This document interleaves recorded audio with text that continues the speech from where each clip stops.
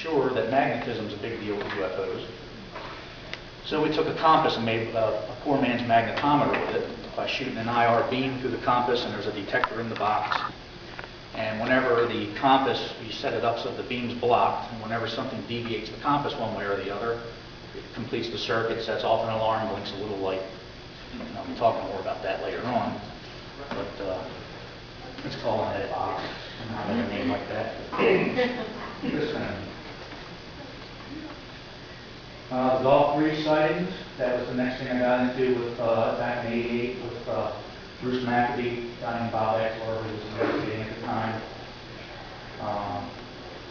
One thing that I watched in the video was that there was a minute and 38-second video, which I could not get to digitize for me to put on this thing to play for you. But this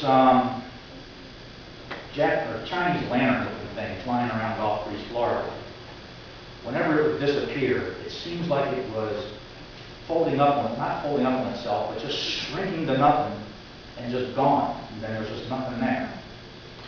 Some other cases came about later on doing the same thing. Almost like it tore open a slit in the sky, you know, and then you step out, and then there you are.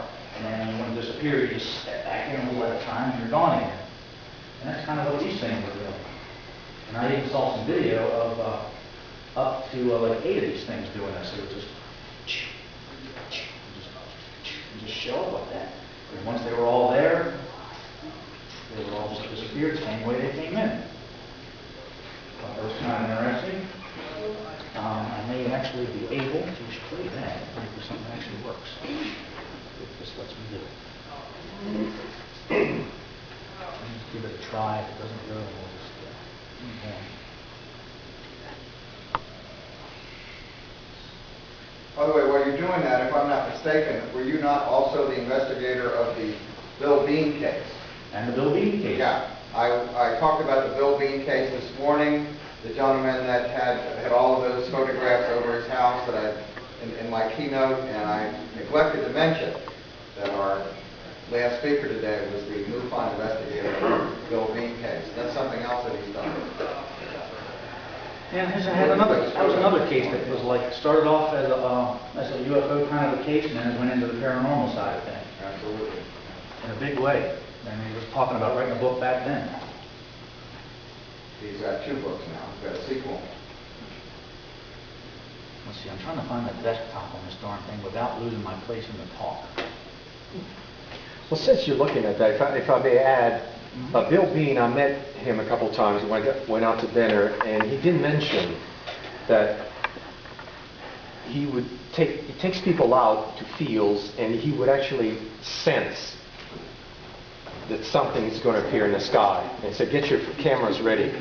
And then I said, okay, now take the picture. Click, click, click, click, and then you'll have some type of orb or UFO flying. So he felt the presence or prior to the appearance of these UFOs. So he's, I guess you could say, sensitive to that. Mm-hmm. Now, I don't know, but he kind of trying to wash himself away from all of that. Through biblically speaking and all that. Tells me UFOs are evil and... Well, they're not doing too much good on Earth, so they do more harm than good. But I'm hoping. Let's see, what was I supposed to be doing? This is going to be the Golf Breeze. The Golf Breeze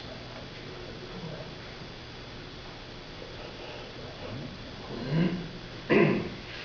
While you're looking for that, what's your take on Gulf Breeze? There's a lot of conversation about whether, you know, they found the model up in Hank's Walter's attic and all this stuff. What's your personal feeling about Gulf Breeze overall?